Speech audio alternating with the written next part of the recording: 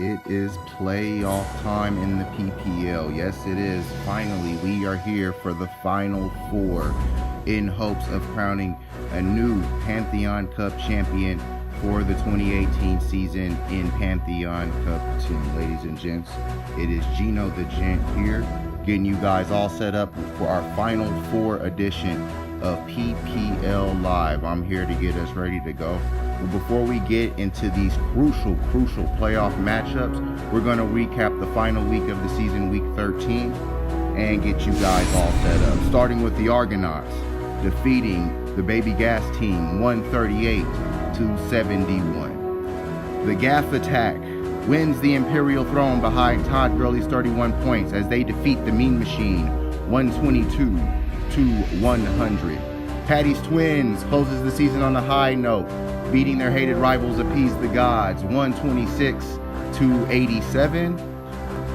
Only for the Boss ends the season strong behind Patrick Mahomes, beating squad underestimated who was playoff bound 120-108. And the United Players, the Destroyers, denied the Skulls a win, the second win of the season, as they beat them 96-91. Alrighty, so everyone who participated in the regular season, thanks for another exciting season, and good luck to everyone moving forward next year, and looking to acquire better talent so that they can be in this situation next year. However, now it's time to focus on the Final Four, the Fantastic Four of the PPL. But before we do that, let's congratulate the Leave No Doubt Player of the Week, Todd Gurley. Todd Gurley was the man again. After a few slow weeks, he got right back on top of it as he ran for a 129 yards to lead the league in rushing and score 31 points to put the Gaff on the Imperial Throne, setting up our first matchup of the Final Four. We have the number 1 seed, Omega Conference champions, the Gaff Attack, taking on the number 4 seed, Juggernaut Era Style winners, the Argonauts.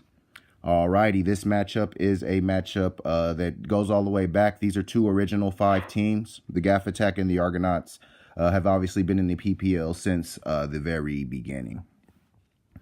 These two teams have clashed twice in the playoffs before, both victories by the Gaff Attack.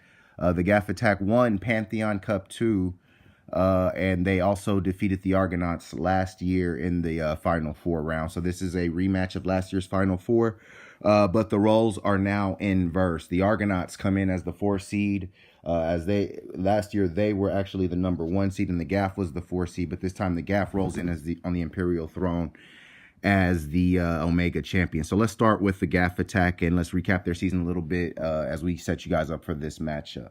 Obviously, they were the defending Pantheon Cup champions coming into the season after a 7-6 championship season. They came back and roared to an 11-2 record and winning the Omega Conference title.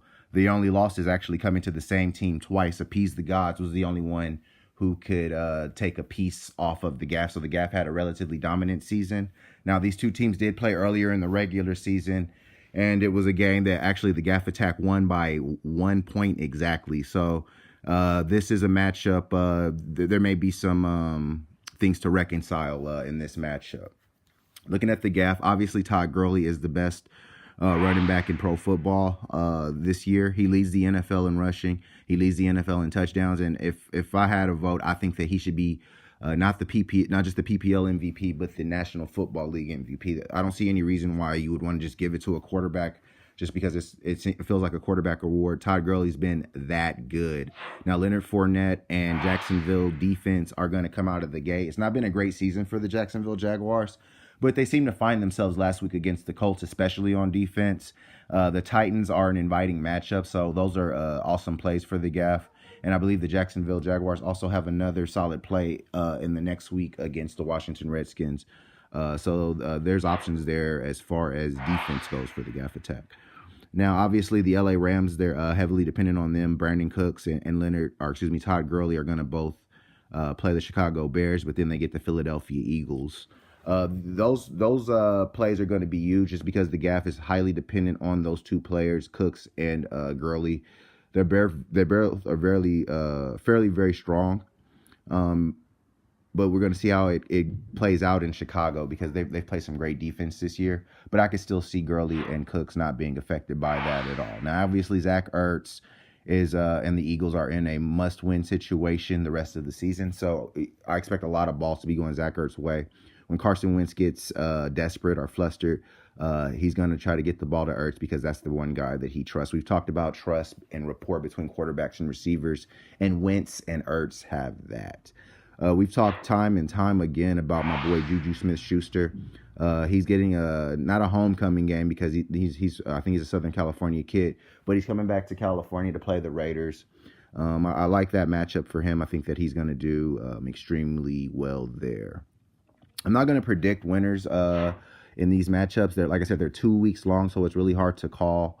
I'm also looking at Baker Mayfield for the gaff. Mayfield's his volume is high, so even if he doesn't play particularly well, he's still going to throw so many passes that he should have a solid production. Like he played horrible last week, but he threw for over 300 yards, so it ended up being a relatively decent day for him.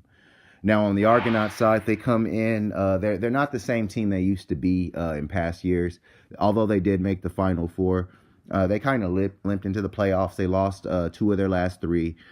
They weren't very strong, and they were stagnated at certain times throughout the season.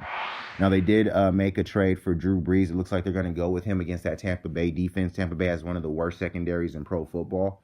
So it looks like Brees would exploit that, and obviously the weapons that Brees has, it could put the Argonauts in great scoring positions over the 2-week stretch. Ezekiel Elliott is going to be another part of that Philadelphia matchup. We talked about that matchup and how important it's going to be to see, who basically comes out of that one ahead in the NFC East. That one's going to be a very big one. I'm expecting both teams to put all they got into that one. And I think Elliott's going to have a big day. He's finally starting to find his groove now that they've got Amari Cooper to keep the safety out of the box. The Nick Chubb, Baker Mayfield dynamic is going to be interesting over this 2-week stretch. Both players are rookies. Both guys are relatively unknown. But both guys have prominent positions in this matchup, so it's going to be very interesting to see. Nick Chubb's been a revelation. The guy has balled out every week. I expect more of that from Mr. Chubb over the next few weeks, and he could be a guy who could be a difference maker. Obviously, Adams and Jones will be playing each other this first week, and I think both of these guys are pretty matchup proof, although Julio had a big-time struggle last week. I think that he should be able to bounce back against that porous Green Bay secondary. Now, George Kittle, he slowed down after some explosions. Now, he is a double-digit tight end, which is very hard to find. But the 49ers don't have any threat in the passing game, so the Kittle-Ertz battle is Ertz to win. Kittle, he can do a good job, but it's going to be an uphill battle for him in the particular matchup of the tight ends. Aaron Jones, if they decide to start giving him the football and really give him bell cow status, I believe that he should be able to do big damage in this matchup. This matchup is one of the great matchups in PPL lore. Like I said, I'm not going to pick a winner. It should be very, very interesting. I expect this matchup to be pretty high scoring, and the winner is going to be in the driver's seat, I believe, to win the Pantheon Cup. All right, moving on to our next matchup in the Final Four. We have the Alpha Conference champions, the Mean Machine, taking on this year's Cinderella, the everyone's favorite this year, everybody's favorite pick, Squad Underestimated. Alrighty, Underestimated is finally back in the Final Four. The last time we saw Squad Underestimated in the Final Four, Jamal Charles and the Argonauts were chasing them out of the Final Four. So Squad Underestimated gets their first opportunity in about 8 seasons to win the Pantheon Cup. So congratulations to them for getting back to the top. Looking at this matchup for them is going to be a tough one. They did beat the Mean Machine. They split this season. This is obviously probably one of the greatest rivalries in the Alpha Conference, being that these two teams have a lot of history. Once again, Adam Thielen and Kirk Cousins is really that connection. If it goes off, I mean, that can swing the whole entire matchup, and that's probably something that the Mean Machine has to be extremely mindful of. If Kirk Cousins finds Adam Thielen for 2 or 3 touchdowns and over 100 yards, it's gonna really help set Squad Underestimated up.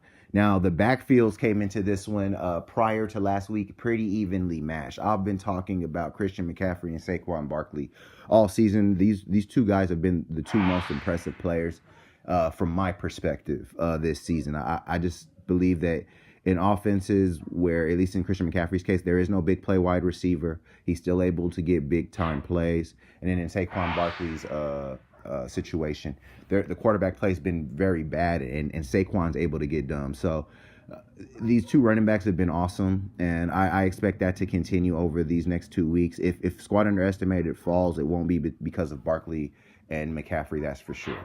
Now, if we're talking about their wide receivers, that may be a different story.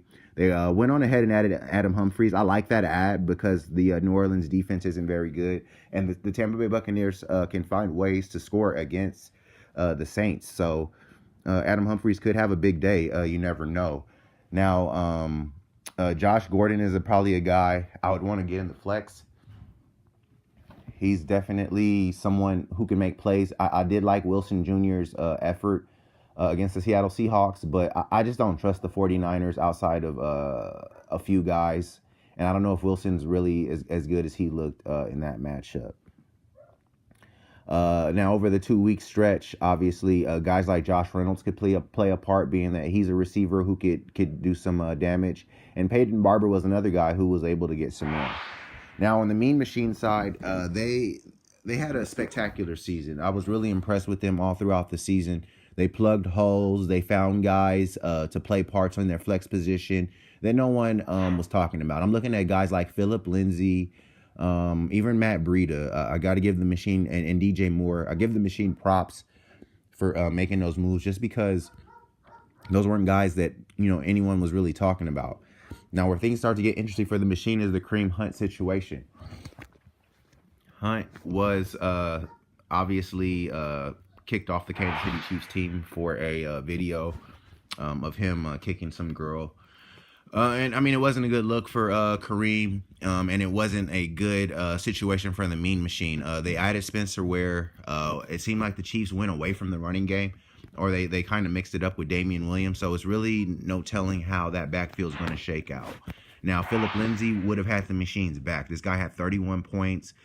He wears Terrell Davis's number, and when he hits that open field, he's running to the end zone like TD. So I really like Phillip Lindsay. I think he's a guy that can play a big role in this matchup.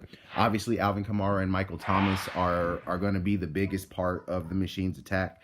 If they're slowed down, I don't like the Mean Machine's chances at all. That showed itself last week in the Imperial Throne Bowl. Both guys got slowed down, and it really played a role in that matchup. Now, the tight end position is one the Machine has had a lot of trouble with, but squad underestimated hasn't been much better. Jordan Reed and David Njoku have both been pretty disappointing. But the last time the Machine won the Pantheon Cup, it was Odell Beckham Jr.'s heroics. I think he's going to have to be that same guy if the Machine wants to win. That being said, like I said, these set up for 2 weeks is going to be very, very interesting to see. This matchup is just very interesting because squad underestimated, and the Mean Machine have such a intertwined history. So it's the irony of them playing each other in the first round. It doesn't get lost on me. I think it's pretty awesome. That being said, it's like I said, these are all too close to call. I love the matchups. For squad underestimated, though, I think that they have some very good matchups, and I do like how they're trying to play the flex. Typically, you get to this point and you go with your studs. Squad underestimated is not going to sit back and wait. They're going to try to get this one while the opportunity presents itself. But the Mean Machine is a team that's won a Pantheon Cup. They've been there, they've done that. Obviously, they're going for their second. So we'll see. This one should be fun. That being said, everyone, these matchups are going to be very exciting over the next 4 weeks. We will crown a new Pantheon Cup champion. It'll be either the Argonauts' third Pantheon Cups, squad underestimated's first, the Mean Machine second, or the Gaff Attack's third, and the Gaff Attack would be the first to repeat if they were to take it all the way. So good luck to the Final Four. Be safe, and may the odds be ever in your favor.